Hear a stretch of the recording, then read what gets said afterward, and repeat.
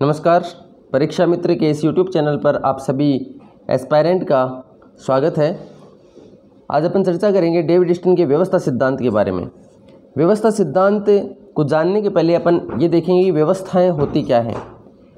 ये एक प्रकार का आंगिक संरचना अपन बोल सकते हैं, जो कि जैसे शरीर की एक संरचना बनी हुई है और एक अंग दूसरे अंग पर निर्भर होता है। इस प्रकार ये सिद्धांत मानता है कि राज्य जो है, यानी ये आया ही जीव शास्त्र से है, यानी राज्य एक शरीर की तरह है और राज्य के अंदर जो नागरिक हैं, जो व्यक्ति हैं, ये इसके अंग हैं और हर एक अंग दूसरे अंग पर निर्भर है, यानी अंतर्निर्भरता पाई जाती है। ऐसे ये सिद्धांत मानता है कि राज्य में एक व्यवस्था बनी हुई है और इस व्यवस्था में एक संरचना दूसरी संरचना पर निर्भर है, यानी अंतर्निर्भरता पाई जाती है। ये सिद्धांत मानता है। अब व्यवस्थाओं के बारे में और भी विचारकों ने विचार दिए हैं। यहाँ पे अपन पढ़ेंगे डेविड स्टन का व्यवस्था सिद्धांत, क्योंकि राजनीतिक सिद्धांतों में डेविड स्टन का व्यवस्था सिद्धांत पढ़ते हैं। ऐसे ही अंतर्राष्ट्रीय राजनीति में जब अपन व्यवस्था सिद्धांत की चर्चा करेंगे तो मार्टिन कैप्लॉन नाम याद रखना। जब अपन पढ़ेंगे IR में तब इसको पढ़ेंगे। मार्टिन कैप्लॉन ने व्यवस्था सिद्धांत दिया है अंतर्राष्ट्रीय राजनीति में। ऐसे ही अलग अलग विषयों में व्यवस्था सिद्धांतों की बातें की गई है विभिन्न विचारकों के द्वारा। सबसे पहले जीव विज्ञान में बर्टन लेफी के द्वारा लाया गया। ये प्रश्न पूछ लिया जाता है कई बार। व्यवस्था सिद्धांत का सबसे पहले प्रयोग जीव शास्त्र में बर्टन लेफी के द्वारा किया गया था। राजनीति विज्ञान में यहाँ पर व्यवस्था सिद्धांत जो व्यवस्थित तरीके से दिया, ये लाने का श्रेय जाता है डेविड स्टन को। समाजशास्त्र में टालकोट पार्सन्स की कई बातें अपन पॉलिटिकल साइंस में पढ़ते हैं, कई बार आगे भी चर्चा होगी इनकी। तो पार्सन्स ने समाजशास्त्र में व्यवस्था सिद्धांत लेकर के आए। अब अपन डेविड स्टन के व्यवस्था सिद्धांत को पढ़ने के पहले कुछ चर्चा करते हैं। जैसे आलमंड, ये याद रखना इन विचारकों ने क्या क्या बताया है व्यवस्था के बारे में। आलमंड ने वर्तमान की जो राजनीतिक व्यवस्था है इनको इन भागों में बांटा है। एक तो आदिम राजनीतिक व्यवस्था, दूसरी है परंपरागत राजनीतिक व्यवस्था, तीसरी है संक्रांतिक काल राजनीतिक व्यवस्था। संक्रांति जो संक्रमण काल होता है, ट्रांजिशनल स्टेज इसको बोलते हैं, तो ये ट्रांजिशनल टाइम की बात करता है संक्रांति काल। और आधुनिक राजनीतिक व्यवस्था। तो 4 प्रकार में बांटा है। आलमंड ने व्यवस्था को 4 भागों में विभाजित किया है। आदिम राजनीतिक व्यवस्था, परंपरागत राजनीतिक व्यवस्था, संक्रांति काल राजनीतिक व्यवस्था और आधुनिक राजनीतिक व्यवस्था। ठीक है। और इसी के आधार पर आलमंड को राजनीतिक संस्कृति में पढ़ा जाता है, जिसमें कोलमैन के साथ में इसने काम किया, जिस पे मैंने वीडियो बना रखा है। कोलमैन के साथ में इसने काम किया और वर्भा के साथ में काम किया। आलमंड ने पावेल के साथ में भी काम किया। और व्यवस्था सिद्धांत के बाद में अपन पढ़ेंगे एक संरचनात्मक प्रकार्यात्मक सिद्धांत, यानी जो डेविड स्टन का व्यवस्था सिद्धांत है उसको और बड़े तरीके से, विस्तृत तरीके से उसने समझाया आलमंड ने पावेल के साथ मिलकर के। इसे संरचनात्मक प्रकार्यात्मक सिद्धांत कहा जाता है। संरचनात्मक प्रकार्यात्मक सिद्धांत। फिर अपन आलमंड के बाद में बात करते हैं कोलमैन की। कोलमैन ने राजनीतिक व्यवस्थाओं को 2 भागों में बांटा। एक तो थी अर्ध प्रतिस्पर्धात्मक। कोलमैन ने 2 भागों में बांटा है राजनीतिक व्यवस्था को। अर्ध प्रतिस्पर्धात्मक, लिख लेना आप, अर्ध प्रतिस्पर्धात्मक। और दूसरी है सत्तात्मक व्यवस्था, सत्तात्मक। फिर आगे चलकर उन्होंने क्या किया, इनको अर्ध प्रतिस्पर्धात्मक है इसको नाम दे दिया अधिनायकवादी कुलीन तंत्र, और जो सत्तात्मक व्यवस्था है इसको नाम दे दिया प्रतिनिधिमूलक व्यवस्था। यानी एक लोकतांत्रिक हो गई, एक अधिनायक तांत्रिक हो गई। तो अर्ध प्रतिस्पर्धात्मक को तो ये नाम देता है अधिनायकवादी कुलीन तंत्र, और सत्तात्मक जो व्यवस्था है इसको नाम देता है प्रतिनिधिमूलक व्यवस्था। इस तरीके से कोलमैन 2 भागों में विभाजित कर देता है। फिर आता है आइजेनस्टाड। ये प्रश्न आते हैं, इनके ऊपर ध्यान रखना। डेविड स्टन के ऊपर तो कम आता है आजकल, और इनके पूछ लेता है कि कोलमैन ने व्यवस्था के बारे में क्या कहा है, आलमंड ने क्या कहा है। आइजेनस्टाड ने व्यवस्था को एक तो बांटा है आदिम पितृसत्तात्मक कुलीन तंत्र। आदिम यानी पहले जो व्यवस्था थी वो थी आदिम पितृसत्तात्मक कुलीन तंत्र। लिख लीजिए आप, यहाँ पे स्पेस थोड़ा कम है। आदिम पितृसत्तात्मक कुलीन तंत्र। दूसरी है अफसरशाही। तीसरी है लोकतांत्रिक अधिनायक। चौथी है अल्प विकसित व्यवस्था। ये 4 प्रकार की व्यवस्थाएं मानी है। एडवर्ड सिल्स के ऊपर तो प्रश्न पूछा ही जाता है आजकल। वैसे 2-3 बार एडवर्ड सिल्स की व्यवस्था के ऊपर प्रश्न पूछा गया है, इसलिए मैंने आलमंड, आइजनस्टाट, कोलमैन को भी कवर करने का प्रयास किया है। एडवर्ड सिल्स ने आधुनिक व्यवस्था को ये कहा है कि लोकतंत्र आधुनिकता की ओर उन्मुख हो रहा है। तो एक तो मानता है ये कुलीन तंत्रों को, कुलीन तंत्र, दूसरा है सर्वसत्तात्मक कुलीन तंत्र, और तीसरा है परंपरागत कुलीन तंत्र। ठीक है, इन 4 भागों में बांटता है। पहला तो लिखिए आप, लोकतंत्र उपाधिधारी लोकतंत्र, उपाधिधारी लोकतंत्र, उपाधिधारी लोकतंत्र। दूसरा है उन्मुख कुलीन तंत्र, उन्मुख कुलीन तंत्र, या पूरा लिखो तो लिख लीजिए आधुनिकता की ओर उन्मुख कुलीन तंत्र। तीसरा है सर्वसत्तात्मक कुलीन तंत्र, और चौथा आता है परंपरागत कुलीन तंत्र। तो इस प्रकार से एडवर्ड सिल्स ने विभाजित किया है। अब देखिए राजनीतिक व्यवस्था को अपन आगे पढ़ेंगे तो राजनीतिक व्यवस्था में कौन कौन सी चीज़ें आती हैं। वैसे जब ये प्रश्न पूछा जाता है ना कि व्यवस्था के अंतर्गत किस किस को शामिल किया जाता है, तो कोई ऐसी चीज़ नहीं होती है। कुछ ऐसे प्रश्न होते हैं जिसमें उपरोक्त सभी आंसर आता ही आता है। यानी राज्य में ऐसी कोई चीज़ नहीं है जो व्यवस्था को प्रभावित नहीं करती हो। कोई भी घटना घटित हो वो व्यवस्था को प्रभावित करेगी, यानी सरकार को प्रभावित करेगी। व्यवस्था का मतलब है कि एक तो हो गई सरकार, दूसरी उसमें निवास करने वाले जो लोग हैं, जो नागरिक हैं वो, और ये सब पर्यावरण, इनको पर्यावरण माना जाता है। कि अब इसमें कोई भी घटना घटित हो, चाहे सरकार की तरफ से कोई निर्णय लिया जाता हो या नागरिक कोई मांग कर रहे हो, नागरिकों की मांग सरकार को प्रभावित करती है, और सरकार यदि कोई नियम बनाती है तो नागरिकों को प्रभावित करती है। तो कुछ ऐसे प्रश्न होते हैं जिसमें उपरोक्त सभी आंसर आता ही आता है। अब जब ये प्रश्न पूछेगा कि व्यवस्था में निम्न में से कौन क्या शामिल नहीं है, तो सब कुछ शामिल है, कोई ऐसी चीज़ है ही नहीं जो कि शामिल नहीं हो। तो अपन फिर भी बात करते हैं कि राजनीतिक व्यवस्था में क्या क्या शामिल होता है। तो राजनीतिक व्यवस्था में संरचनाएं शामिल होती हैं। कार्यपालिका, विधायिका, न्यायपालिका, वित्त आयोग, निर्वाचन आयोग, ये सब संरचनाएं हैं, संस्थाएं हैं। वे किस तरीके से कार्य करती हैं, उनकी भूमिकाएं क्या हैं। ठीक है, राजनीतिक संस्कृति में, राजनीतिक विकास में पढ़ा है अपन ने।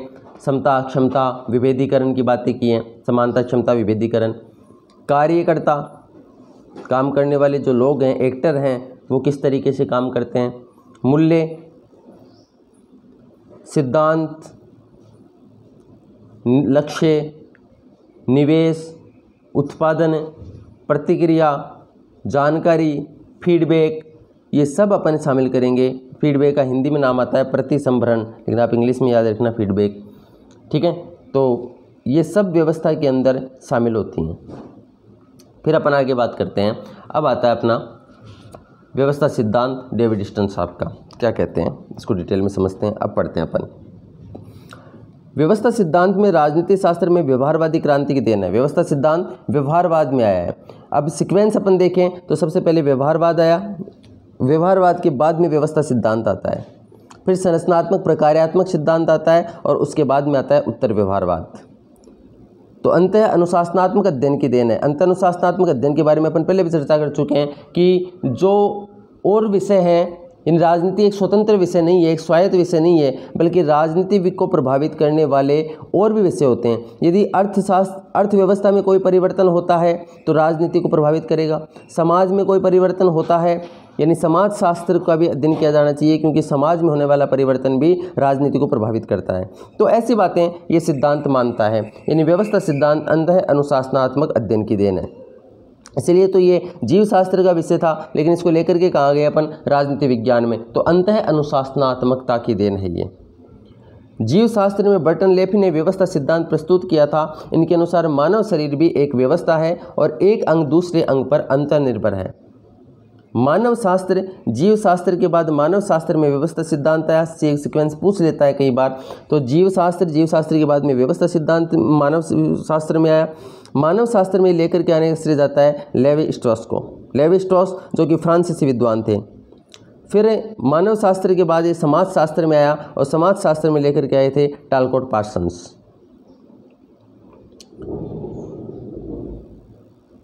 फिर आगे देखिए अपन, फिर ये और सब्जेक्ट्स के बारे में बताया, इतना डिटेल में अपने को जाने की ज़रूरत नहीं है।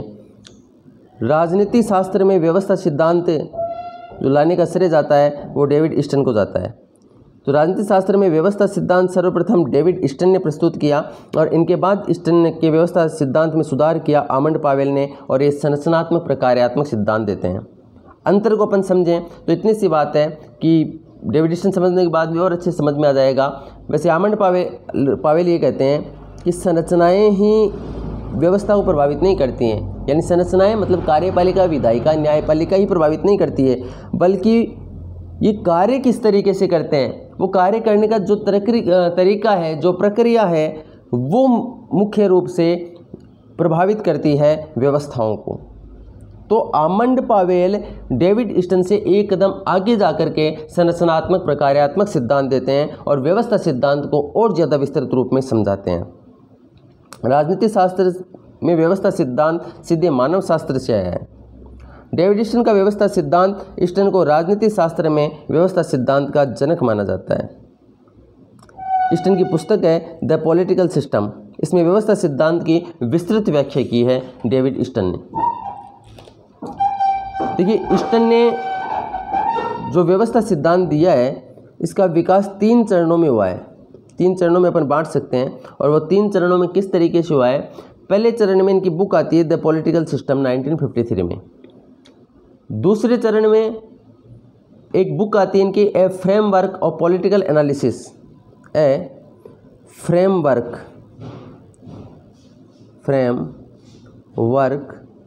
ऑफ पॉलिटिकल एनालिसिस, ये बुक आती है डेविड ईस्टन की। तीसरे चरण में इनकी बुक आती है a system analysis of political life, लिख लीजिए आप, a system analysis of political life. तो ये 3 बुक आती हैं और इन 3 बुकों का जो समावेश है, इनके अंदर जो लिखा है इन बुक्स के अंदर, वो समावेश इनका व्यवस्था सिद्धांत कहलाता है। ये जो लास्ट की दोनों पुस्तकें हैं, देखो पॉलिटिकल सिस्टम तो 1953 में आती है, और a framework of political analysis और a system analysis of political life, ये दोनों बुक हैं, ये इनकी आती है 1965 में।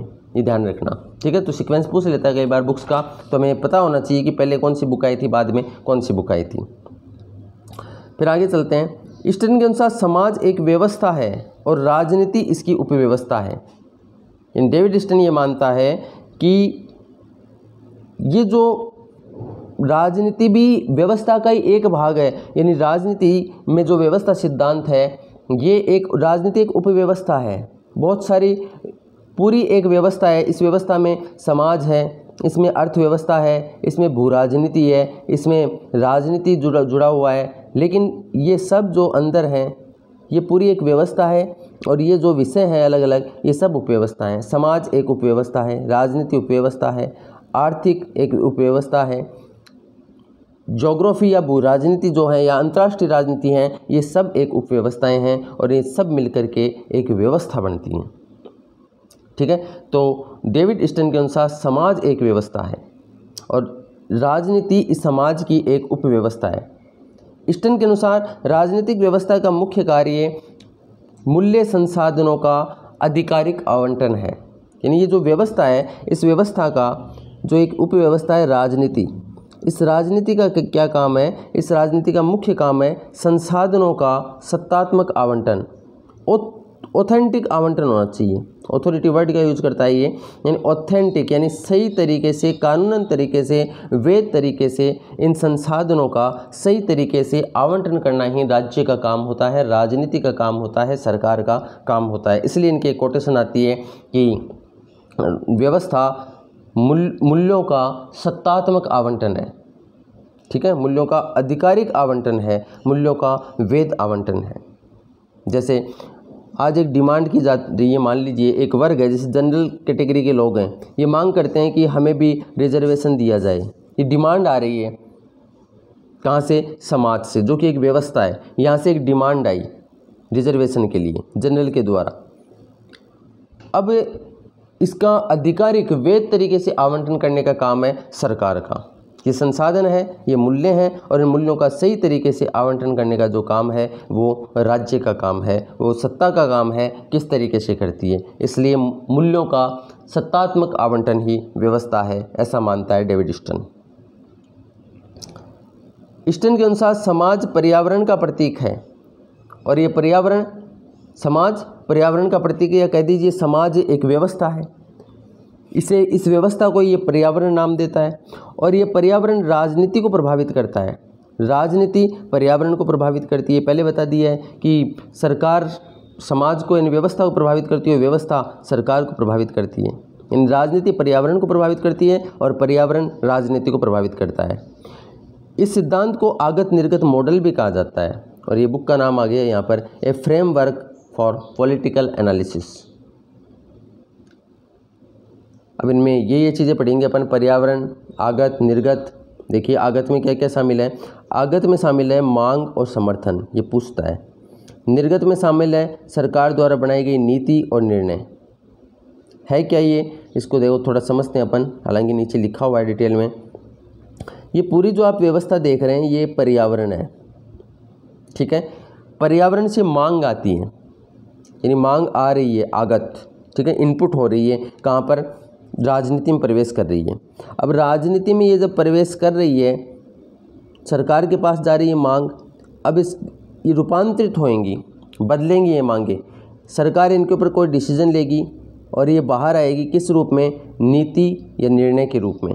जैसे एजुकेशन पॉलिसी में बदलाव चाहिए, ऐसी मांग आई, तो मांग आई, सरकार के पास गई, और यहाँ पर ये रूपांतरित हुई।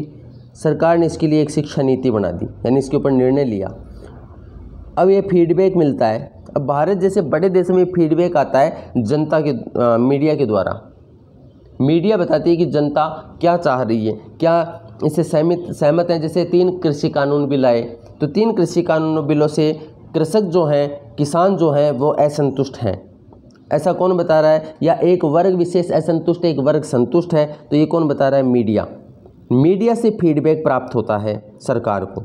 सरकार के पास में फिर से ये फीडबैक आएगा, और सरकार पता लगाएगी कि जनता ने इसको समर्थन दिया है या नहीं दिया है। तो ये पूरा एक स्ट्रक्चर होता है। यहाँ से प्रश्न कैसे आता है?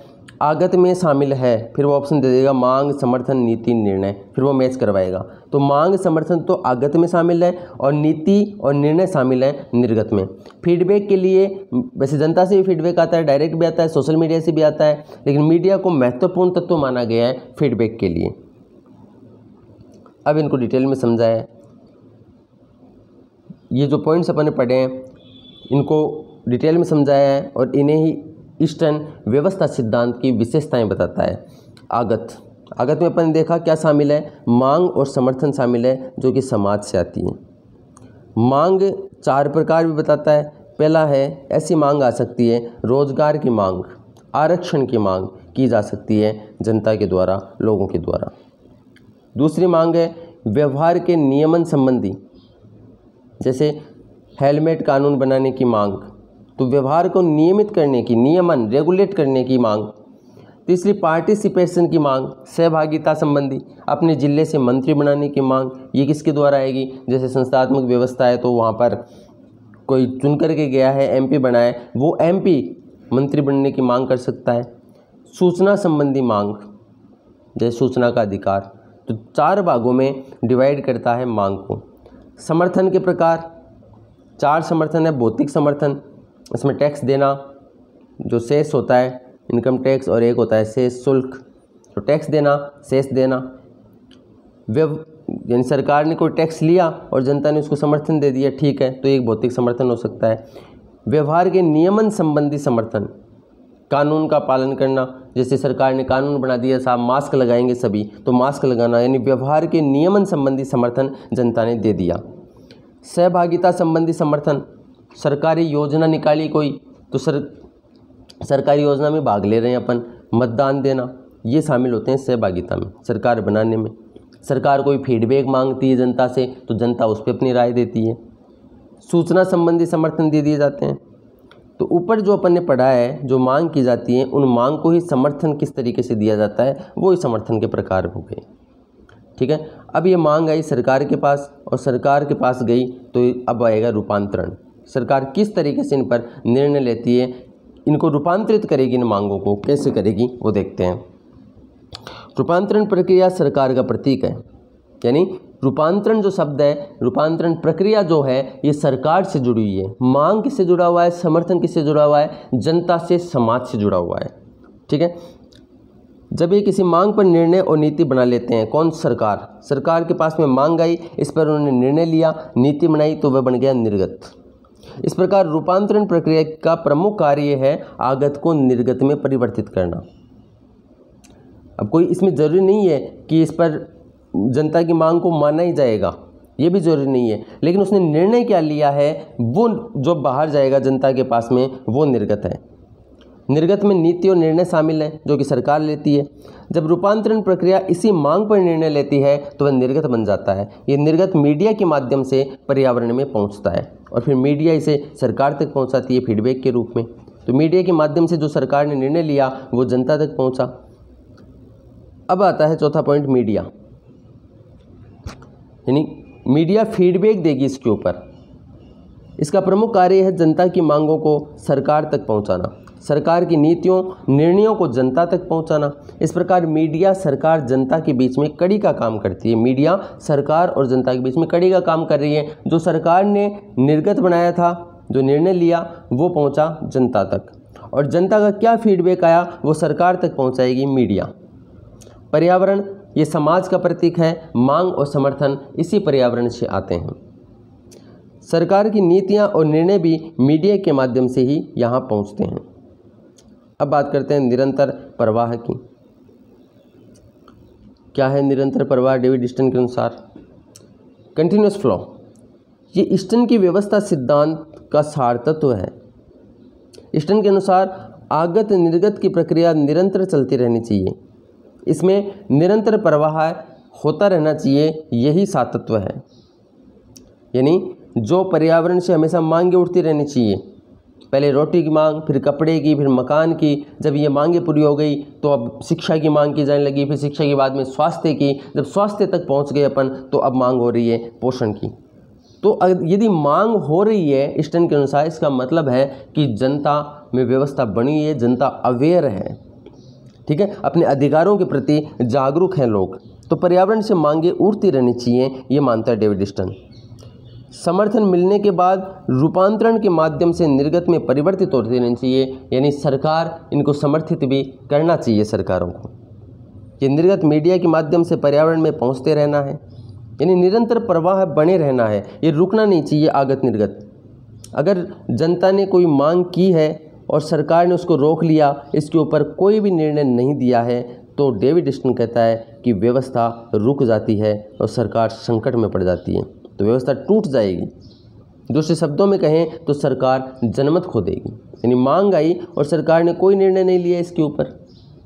कृषि बिल को हटाने की मांग आ रही है, सरकार चुप है, तो इसका मतलब सरकार के साथ में जनमत नहीं है इस टाइम पे। ठीक है, ऐसा बोल सकते हैं अपन। कोई पार्टियों से जुड़े हुए लोग अपने दिल पर नहीं लें, क्योंकि ये अपन पढ़ने के हिसाब से समझ रहे हैं इन चीज़ों को। फिर है रेगुलेशंस। स्टन के अनुसार कम मांगे भी व्यवस्था के लिए घातक होती है और ज़्यादा मांगे भी व्यवस्था में तनाव बनाती है। यानी एक साथ इतनी सारी मांगे आ गई, बहुत सारी मांग आ गई जनता के द्वारा सरकार में, तो सरकार में तनाव पैदा हो जाएगा और व्यवस्था में तनाव पैदा हो जाएगा। लोग, टीचर अपनी हकों की मांग कर रहे हैं, मजदूर है वो अपने हक की मांग कर रहा है, यानी बहुत सारी मांगें एक साथ आ गई सरकार के पास में, तो सरकार इसको संभाल नहीं पाएगी और व्यवस्था में तनाव की स्थिति बन जाएगी, तनाव पैदा हो जाएगा व्यवस्था में। ऐसा मानना है डेविड स्टन का। इसलिए इन मांगों को रोकने के लिए नियामक तंत्र की व्यवस्था की जानी चाहिए। बहुत इंपॉर्टेंट पॉइंट है। नियामक तंत्र की व्यवस्था कैसे होगी देखिए आप। नियामक तंत्र में 4 तत्वों का उल्लेख किया जाता है। कैसे इन इनका रेगुलेशन किया जा सकता है। बहुत सारी मांगे आ गई सरकार के पास में एकदम से, तो वो निर्णय कैसे लेगी? इसलिए सरकार के पास में एक ऐसा तंत्र होना चाहिए जो इनको रेगुलेट कर सके, सबको संतुष्ट कर सके, नहीं तो व्यवस्था बदल जाएगी और जो सत्ताधारी पार्टी है, जो सत्ता में दल है, उस पर संकट आ जाएगा। हो सकता है कि अविश्वास प्रस्ताव आ जाए, हो सकता है सरकार को हटना पड़े, या हो सकता है कि जनता आंदोलन कर दे, एक साथ सड़कों पर उतर कर के आ जाए। तो इसको कैसे रेगुलेट किया जा सकता है? तो 4 तत्वों का उल्लेख करता है। पहला है राजनीतिक बल और दबाव समूह। राजनीतिक दल, दबाव समूह। राजनीतिक दल, दबाव समूह विभिन्न मांगों को जोड़कर उनकी संख्या को कम कर देते हैं। ठीक है, यानी बहुत सारी मांगें आ गई। अब इन बहुत सारी मांगों में कुछ ऐसी मांगें हैं जिनमें समानताएं हैं, तो इनको जोड़ दिया जाएगा कि हाँ तेरी भी ये मांग है, तेरी भी ये मांग है, इनकी मांग है। तो जो 4 मांग थी वो अब 2 मांग में परिवर्तित हो गई। ठीक है, क्योंकि समान मांगे थी इनकी, तो समान मांगों को जोड़कर उनकी संख्या को कम कर दिया। जैसे वेतन बढ़ाने की मांग थी 4 संगठनों की, तो उनको एक ही बना दिया कि इनकी वेतन बढ़ाने की मांग है, तो उनकी संख्या को कम कर दिया। द्वारपाल ये कार्य करता है। द्वारपाल के लिए अंग्रेजी में वर्ड आता है यहाँ पे गेट कीपर। सबसे इम्पोर्टेंट, सबसे पहले गेट कीपर, ये सीक्वेंस भी पूछ लेता है। सबसे पहले गेट कीपर की भूमिका होती है सरकार की, यानी कोई मांग आए तो उस मांग को एकीकृत कर दिया जाता है। किसके द्वारा? गेट कीपर्स के द्वारा। तो ये गेट कीपर होते हैं सरकार के मुख्य विनियामक। दूसरा, सांस्कृतिक तंत्र के माध्यम से अनेक मांगों को हमारी संस्कृति के आधार पर रोक दिया जाता है। तीसरा है मीडिया। मीडिया भी अनेक मांगों की आलोचना कर देती है, और मीडिया की आलोचना के कारण वो मांग क्या हो जाती है? कम पड़ जाती है, उसका प्रभाव कम हो जाता है उस मांग का। जो डिमांड की जा रही थी तो ऐसी बात कर रहा है, तो उसको ऐसे कह कर के मीडिया उस मांग का प्रभाव कम कर देती है, सरकार तक नहीं पहुंच पाती वो मांग। और आजकल तो जैसे सरकार क्या करती है, जानबूझ करके यदि कोई ऐसी मांग होती है तो मीडिया में, जैसे बिका हुआ मीडिया है आजकल, तो मीडिया में पैसा दे करके भी उस मांग के प्रभाव को कम करवा दिया जाता है। तीसरी है रूपांतरण प्रक्रिया।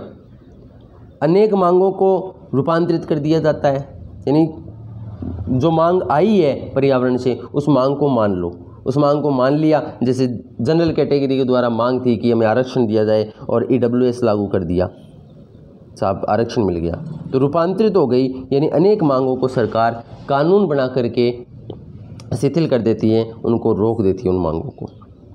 ठीक है, तो ये सीक्वेंस पूछता है, ध्यान रखना, क्रम पूछता है। पहले पॉइंट पर आता है गेट कीपर। ये द्वारपाल को गेट कीपर लिख लेना आप, ना हिंदी में और भी कोई वर्ड आ सकता है, गेट कीपर।